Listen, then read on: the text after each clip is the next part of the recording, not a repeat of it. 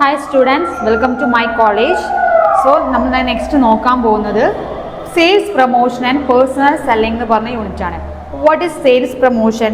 Sales promotion എന്ന് പറഞ്ഞാൽ എന്താണ്? നമ്മളൊരു ഗുഡ്സിനെ സെയിൽ ചെയ്യാന്നുണ്ടെങ്കിൽ അതിനെ പ്രൊമോട്ട് ചെയ്യുക. അതായത് അതിനെ പ്രൊമോട്ട് ചെയ്യുക മീൻസ് എന്താണ്?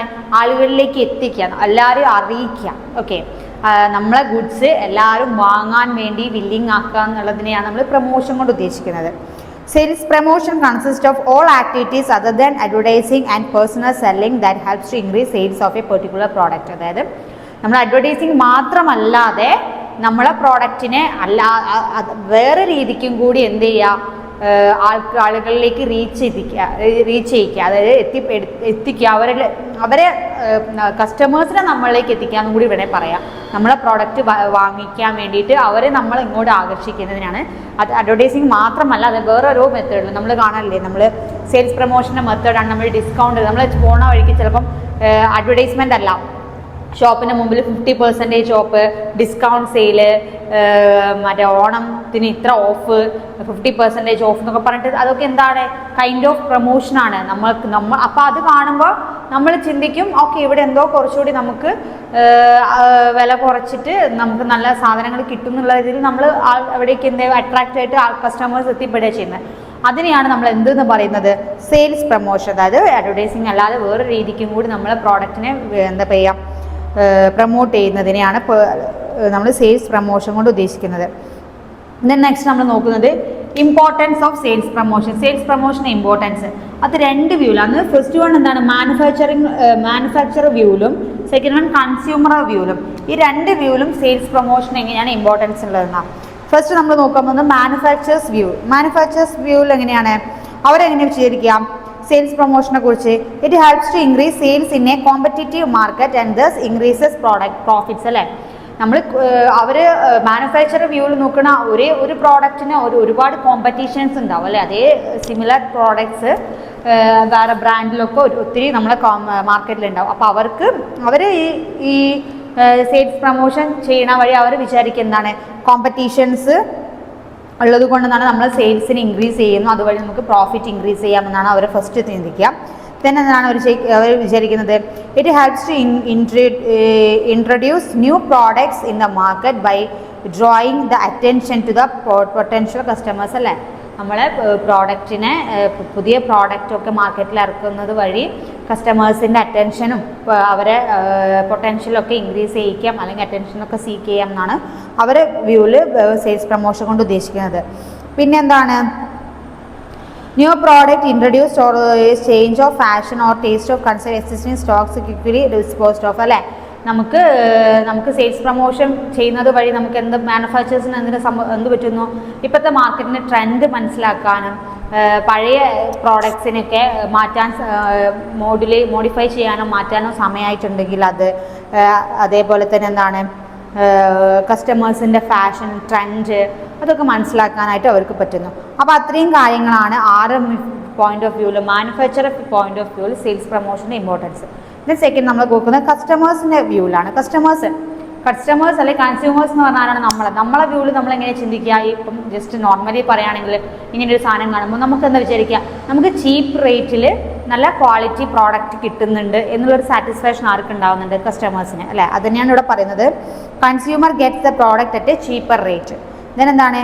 It gives financial benefit to customers by way of providing prices and selling of the. അല്ലേ, നമ്മൾ വിചാരിക്കുന്നത് നമുക്ക് ഫിനാൻഷ്യൽ എന്താ പറയുക ബെനിഫിറ്റ് ഉണ്ട് എന്നുള്ളതാണ്. അതായത് നമ്മൾ കുറേ സ്ഥലത്ത് പോയിട്ട് നമ്മളെ സാധനങ്ങൾ ഇങ്ങനെ എന്താ പറയുക ബാർഗെയിൻ ചെയ്ത് വാങ്ങണേക്കാളും നമുക്ക് കുറച്ചുകൂടി ഫിനാൻഷ്യൽ ഫ്രീഡം കിട്ടുന്നുണ്ട്, നമുക്ക് ഇഷ്ടപ്പെട്ട സാധനങ്ങൾ ചൂസ് ചെയ്യാം എന്നുള്ളൊരു പോയിന്റ് ഓഫ് വ്യൂ ആയിരിക്കും ഉണ്ടാവുക കസ്റ്റമേഴ്സിന് ഉണ്ടാവുക. ദെൻ എന്താണ്? Consumer get all information about the quality features and uses of different products അവർക്ക് കിട്ടുന്നുണ്ട് എന്നാണ് പറയുന്നത്. Then helps to raise the standard of living of people by exchanging their old items. Customers അല്ലേ, കസ്റ്റമേഴ്സിന് എന്ത് ചെയ്യുന്നു?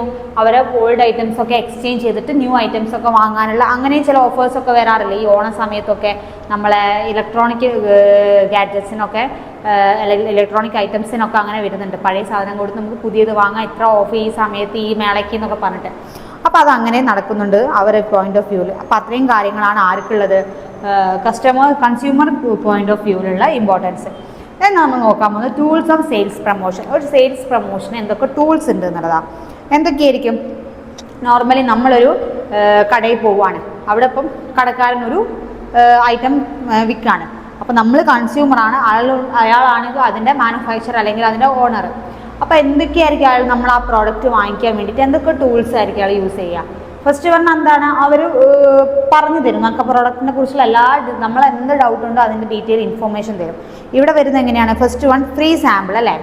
നമുക്ക് ഇപ്പം നമ്മൾ നേരത്തെ പറഞ്ഞ പോലെ വല്ല കഴിക്കുന്ന പ്രോഡക്ട്സ് അങ്ങനത്തെ ഐറ്റംസ് ഒക്കെ ആണെങ്കിൽ നമുക്ക് എന്ത് ചെയ്യും, ഒരു സാമ്പിൾ അവിടെ വെച്ചിട്ടുണ്ടാവും, നമുക്ക് ആ സാമ്പിൾ ടേസ്റ്റ് ചെയ്ത് നോക്കാൻ തരും അല്ലേ. അല്ല ഇപ്പം എന്തിൻ്റെ ആയാലും ഇപ്പം കോസ്മെറ്റിക് ഐറ്റംസ് ആണെങ്കിൽ നമ്മൾ സാമ്പിൾ ടെസ്റ്റ് ഡോസ് നടത്തും അല്ലേ.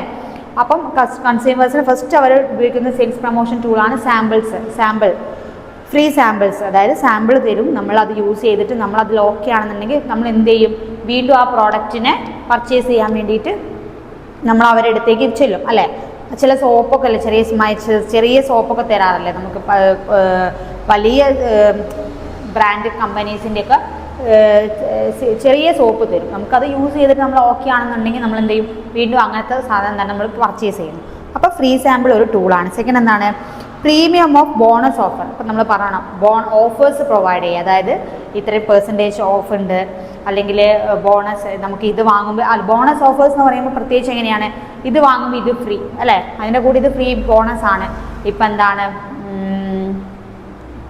അറിയാമല്ലോ, പരസ്യങ്ങളൊക്കെ കാണില്ലേ, നമ്മളിപ്പം ഇന്നൊരു ഇത് വാങ്ങുമ്പോൾ അതിനെ കൂടുതൽ ടൂത്ത് പേസ്റ്റ് ഫ്രീ, അല്ലെങ്കിൽ ഒരു സോപ്പ് വാങ്ങുമ്പോൾ ഒരു സ്ക്രബ്ബർ ഫ്രീ, അങ്ങനെയൊക്കെ പറഞ്ഞിട്ട് ബോണസ് നൽകിയിട്ട് നമ്മൾ എന്ത് ചെയ്യുക, പ്രൊമോട്ട് ചെയ്യുക.